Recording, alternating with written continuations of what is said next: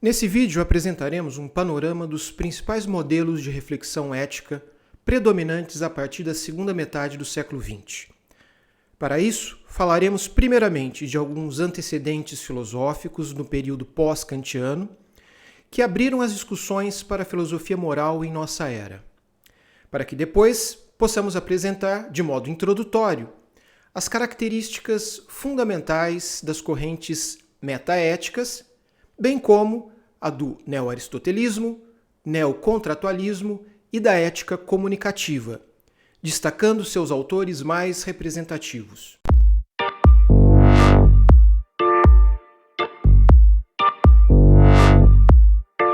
A filosofia moral da atualidade tem se destacado pela proximidade com temáticas particulares do momento de aparente crise de paradigmas, tornando-se uma disciplina cujo alcance se faz interligado, dentre outras, às áreas do direito, política, ciências biológicas e economia.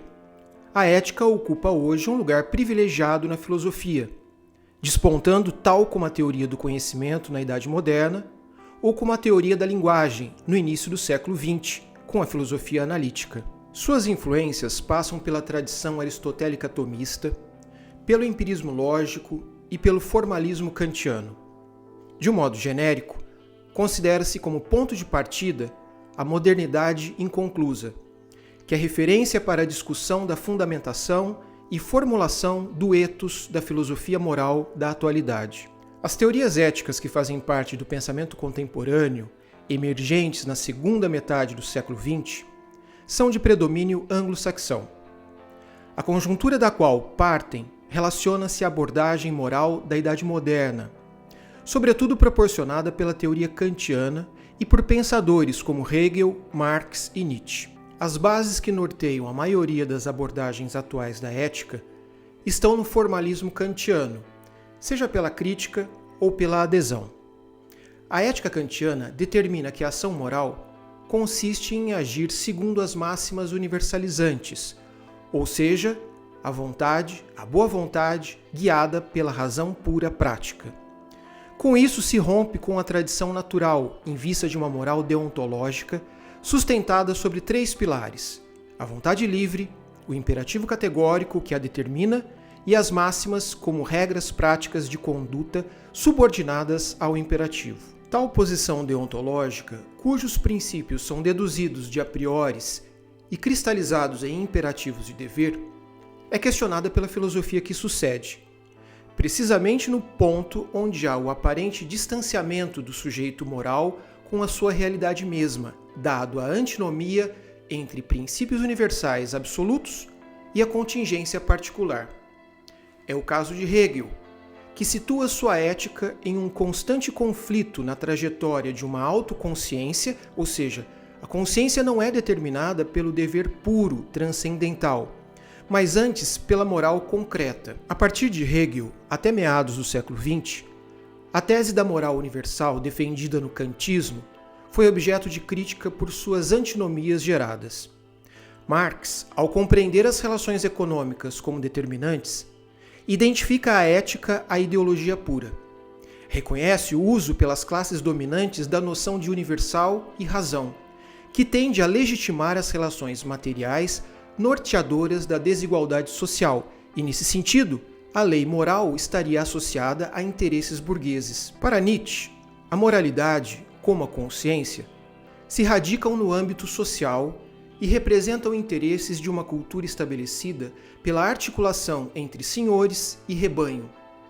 Ao analisar os fundamentos, os deveres e as virtudes da moral cristã, Nietzsche deflagra a inconsistência do seu estatuto de ressentimento distante dos valores humanos de exaltação e afirmação do indivíduo frente à vida. O vitalismo nietzschiano compreende o humano como ponto de partida originário dos valores à revelia de fundamentos transcendentes e absolutos. Nesse sentido, sua crítica à universalidade dos valores morais, somada à de Marx, conduzem a uma autossuperação da vida humana. A contribuição da psicanálise freudiana como crítica da moral no pensamento contemporâneo é dada principalmente pela interpretação da problemática entre virtude e felicidade. Para Freud, haveria uma contradição inerente à constituição da civilização, que antes de proporcionar o bem-estar através da regulação e normas estabelecidas pelas instituições culturais, gera infelicidade e repressão. A cultura realiza o papel da castradora ao impor prescrições que vão contra a realização das necessidades vitais, ou seja, dos prazeres. Identifica assim a moralidade normativa com a sanção e o impedimento, estruturas que designam a repressão e a neurose. A felicidade, portanto, no sentido freudiano, não será realizada plenamente quando submetida à moral. Sartre crê como único valor moral a liberdade. Conceito fundamental no existencialismo, a liberdade se insere numa perspectiva criadora e indeterminada da condição humana. Considerada sempre como minha liberdade pessoal, diz respeito à vida concreta e ao projeto individual. Contra as posições deterministas, sejam biológicas, psíquicas, históricas ou sociais, Sartre recoloca o humano frente às suas decisões, construindo assim uma moral definitivamente laica. Comprometido com seu projeto, o homem está lançado no mundo das possibilidades, sem indicativos a priori que o possam conduzir no existir. O motivo legítimo e verdadeiro que impulsiona a atividade humana é uma opção original absolutamente livre. Na condição de estar condenado à liberdade, o homem está entregue àquilo que será o grande paradoxo.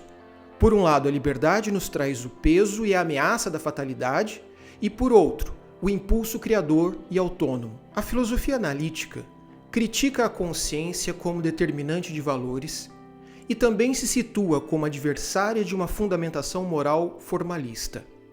A contribuição se inicia com Wittgenstein no Tractatus, que objetiva a estabelecer os critérios para determinar claramente o sentido das proposições. Nessa perspectiva, ele considera as proposições éticas de sentido indeterminado, portanto, não podem ser analisadas como a linguagem. O reconhecimento de que a ética não pode ser passível de compreensão lógica deriva do fato dela estar no âmbito transcendental e absoluto, além do alcance do humano, imerso na contingência das valorações relativas ao seu mundo. Ou seja, a fundamentação das proposições éticas são incognoscíveis. Assim como Kant, Wittgenstein adere à noção dos juízos éticos como sendo absolutos e categóricos, mas os compreende enquanto experiência relacionada à mística e não à razão. Com a crise do empirismo lógico, cuja pretensão era o primado da razão em seus domínios normativos como instrumento definitivo para toda a área do saber, se torna aberto o espaço para um movimento antagônico que coloca em suspenso as certezas e as garantias do neopositivismo.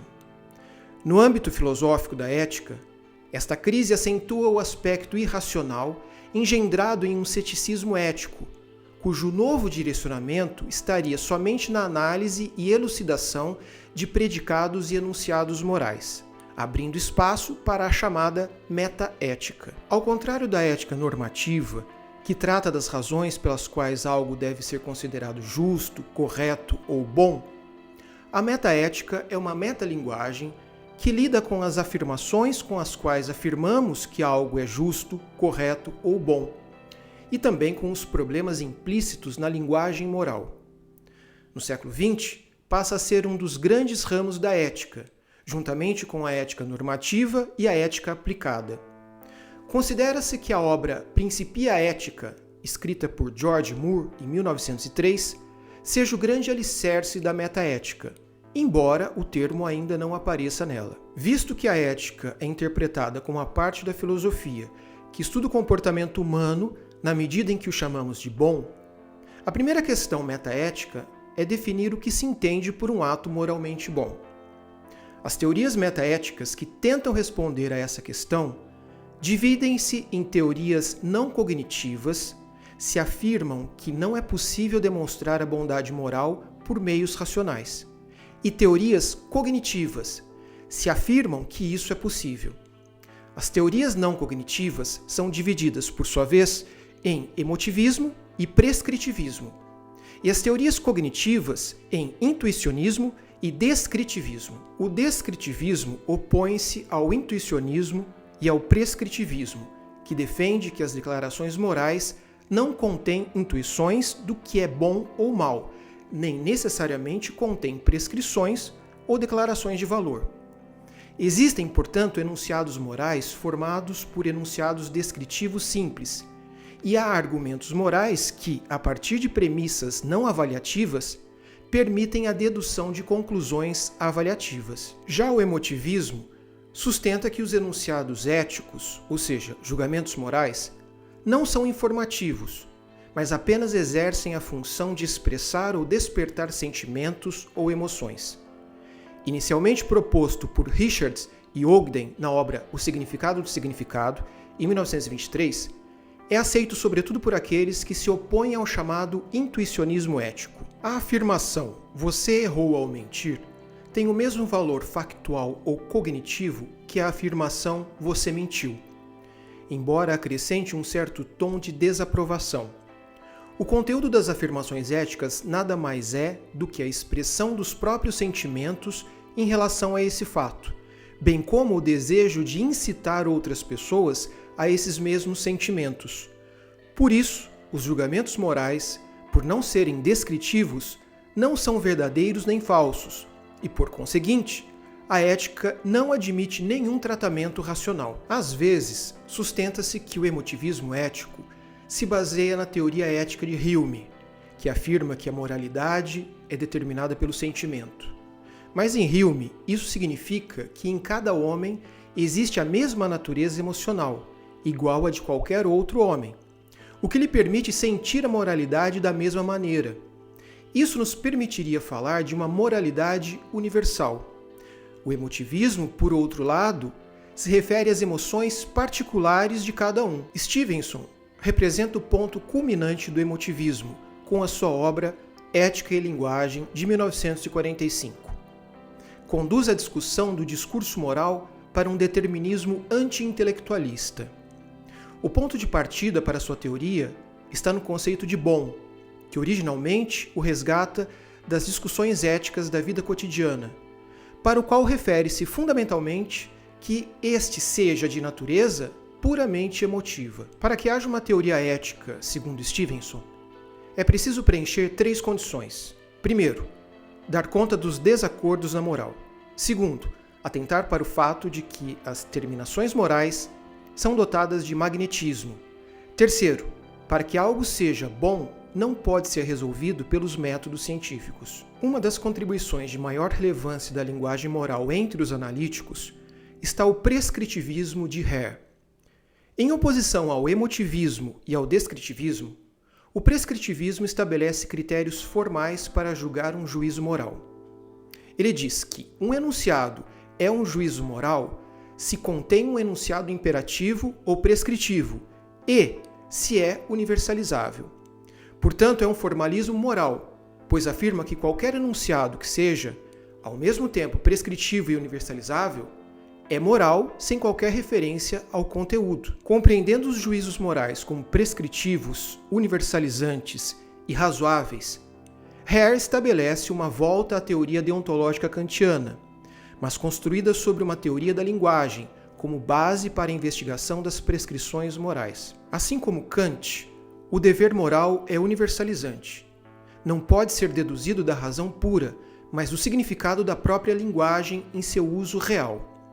Nesse sentido, o dever não pode ser extraído das situações empíricas, pois pertencem à ordem primária dos juízos de valor, cujas razões são razoáveis e universais. Os níveis do pensamento moral, analisados durante a fase em que Hare se encontra mais próximo ao utilitarismo, passam da fase intuitiva, que são valorações fundamentais dadas pela experiência ou pela educação, à fase crítica, quando se confrontam os anteriores com os fatos e se estabelecem como princípios críticos, porém universalizantes, a nortearem o dever moral. Deste modo, as prescrições podem ser corrigidas em algumas situações, e com isso Hare evita o dogmatismo moral kantiano. Já na esteira da tradição aristotélica tomista, teremos o neo-aristotelismo que surge na Alemanha associado a um conjunto de teses não só teóricas, mas políticas, acerca das alternativas ao que se considera ordenações políticas caducas da modernidade, ou seja, o liberalismo, o socialismo ou a social-democracia. Das tendências nele encontradas, teremos as de caráter conservador em relação ao projeto liberal, ou seja, o conservadorismo explícito, particularmente em Robert Spemann, o aristotelismo político menos conservador, como é o caso de Hannah Arendt, e os neo-aristotelismos renovados, que se diversificam em relação ao projeto moderno, como é o caso de Charles Taylor e Michael Walzer, e a tradição aristotélico tomista representada por MacIntyre. Para o neo-aristotelismo, não existe teorias éticas cognitivistas, como as kantianas e pós-kantianas, ou racionalistas, analíticas e utilitaristas, capazes de abranger plenamente todas as dimensões da vida moral.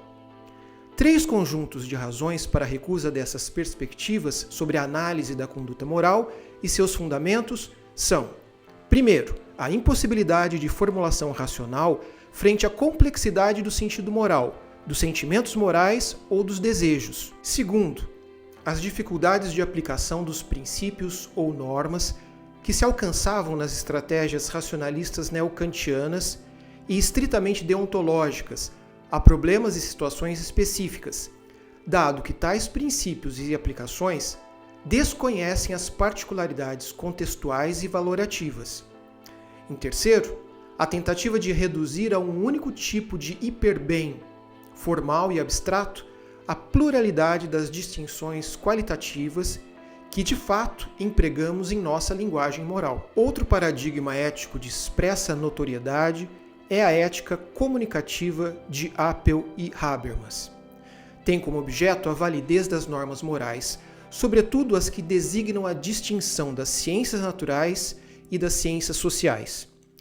Tal distinção deve ser separada, segundo esses autores, pois o caráter objetivo das verdades científicas, quando analisadas à luz dos códigos de uma comunidade científica, não passa de um acordo, ou seja, é intersubjetivo. Ao contrário da ética, que exige uma justificação superior, mas que não se sustenta pelo acordo, seja fático ou contingente, aqui a validez da moral se encontra na realidade mesma do acordo ou no consenso, que é o fundamento de toda lei nascida de uma sociedade democrática. Sendo assim, o imperativo que expressa o consenso entre os indivíduos está no a priori da comunicação. A comunicação racional, justa e livre de dominações, é a que oferece condições para um consenso eticamente legitimado em um conflito de normas. Deste modo, a lei moral deve ser estabelecida no consenso social, entende-se democrático, e não apenas na unidade da consciência individual como propôs Kant. Ainda sob a influência da tradição kantiana, somada agora à teoria russoniana, teremos o neocontratualismo de John Rawls. Sua ética política tem como ponto de partida o conceito de justiça como um princípio fundador de uma sociedade bem ordenada, ou seja, como base de um novo contrato social. Partindo de um conflito básico de ordem social, a disputa dos bens primários produzidos por uma comunidade política, é que se buscará um princípio que ordene a distribuição. A partir da ideia de conflito social, pode-se concentrar o movimento da ética política de John Rawls em 3 tempos. Primeiro, o reconhecimento do conflito entre os bens disponíveis escassos e o desejo ilimitado de posse por parte dos indivíduos. Segundo, na intervenção da teoria da justiça, instaurando a sociedade bem ordenada e justa. Terceiro, na consolidação da comunidade política, onde prevalece a cooperação, o senso da justiça e as virtudes da sociedade justa, deve se lastrear em 2 princípios. Primeiro, cada pessoa deve ter direito ao sistema mais amplo de liberdades de bases iguais para todos, compatível com um sistema similar para todos os outros. Cidadania. Segundo, as desigualdades sociais e econômicas devem ser tais que, nos limites de um justo princípio de poupança, garantam a maior vantagem possível aos menos favorecidos e sejam ligadas a tarefas e posições acessíveis a todos em função de uma justa igualdade de oportunidades. Nesse sentido, o transcendentalismo kantiano é recuperado seja na noção de justiça de Rawls, seja na ideia de comunicação ideal de Apel e Habermas, porém com a diferença em compreender o transcendental como sujeito social, mediado pela linguagem no processo democrático, o que não ocorre, por sua vez, no pensamento de MacIntyre, que sustenta a ideia do determinismo emotivista como única base para o discurso ético de nosso tempo. Para o autor da obra Depois da Virtude, é impossível fundamentar a ética, pois nossa época se dá como amálgama de morais anteriores. E nesse sentido, tanto não é possível estabelecer concepções morais, quanto justificá-las filosoficamente. Para MacIntyre, a problemática tem sua origem na perda do critério teleológico desde a Idade Moderna. Ele alude à tradição aristotélica tomista, quando a ética podia ser explicada em função do telos da natureza humana, na qual o contraste entre homem tal como é e o homem tal como deveria ser orientava para a justa medida. O comunitarismo é a saída, segundo o autor, para organizar uma ética, sendo que adere à crença de que somente em pequenas comunidades pode-se estabelecer o compartilhamento dos fins.